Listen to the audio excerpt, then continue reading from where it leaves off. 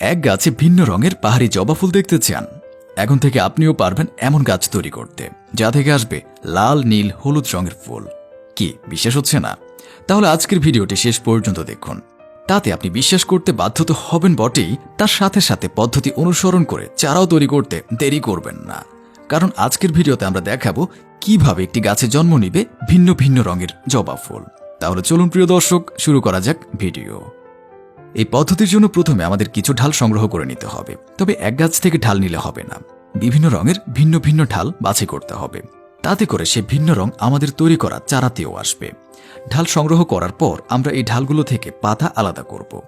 পাতা কেটে ফেলার পর খেয়াল করে পাতার গোড়ার দিকের অংশ কিছুটা রাখব, কারণ এই গোড়ার দিকের অংশ থেকে তৈরি হবে পরবর্তীতে নতুন চারার পাতা। তাই পাতা কাটার সময় একটু সাবধান থাকতে হবে। তারপর এই ঢালগুলোর নিচের অংশে কলম করার মতো করে কাটতে হবে। দুপাশ থেকে ছেঁচে নিতে হবে। এতে করে যে গাছে লাগাবো তাতে সহজে লেগে যাবে এই ঢালগুলো। ঢালগুলোকে একইভাবে কাটার পর আমরা এবার একটি চারা গাছ বাছাই করব। যে চারা গাছে আমরা এই ঢালগুলোকে প্রতিস্থাপন করব, সে চারা গাছের মাঝ বরাবর কেটে উপরের অংশ ফেলে দেব। নিচের অংশ মানে মাটির নিচের অংশটি রেখে পাতাযুক্ত অংশ ফেলে দেব। তারপর যে ঢালগুলো আমরা আগে থেকে সাকার বানিয়ে রেখেছি সেগুলো এই চারার বাকল কেটে কেটে প্রবেশ করিয়ে নিব। দেখুন কিভাবে করতে হবে। এবার এই ঢালগুলো বাকলের ভেতরে ঢুকিয়ে প্লাস্টিক কিছু দিয়ে বেঁধে দিতে হবে, যাতে করে এই খালগুলো এই গাছের অংশ হয়ে ওঠে, জোড়া লেগে যায়। ঢালগুলো বেঁধে রাখার জন্য প্লাস্টিক ব্যাগ দিয়ে বাঁধতে হবে তা নয়, অন্য কিছু দিয়েও করা যাবে। শক্ত করে বাঁধতে হবে যাতে করে ঢালগুলো খুলে না যায়। এবার এই ঢালগুলোকে প্লাস্টিক দিয়ে ঢেকে দিতে হবে। প্লাস্টিকের পলিথিন কিংবা বোতল দিয়েও ঢেকে দেওয়া যাবে, তবে ঢেকে দেওয়ার আগে টবে পানি দিতে হবে। এভাবে প্রায় 12 দিন রাখার পর আমরা দেখব পলিথিনের ভেতরে ঢালগুলোই পাতা গজিয়েছে।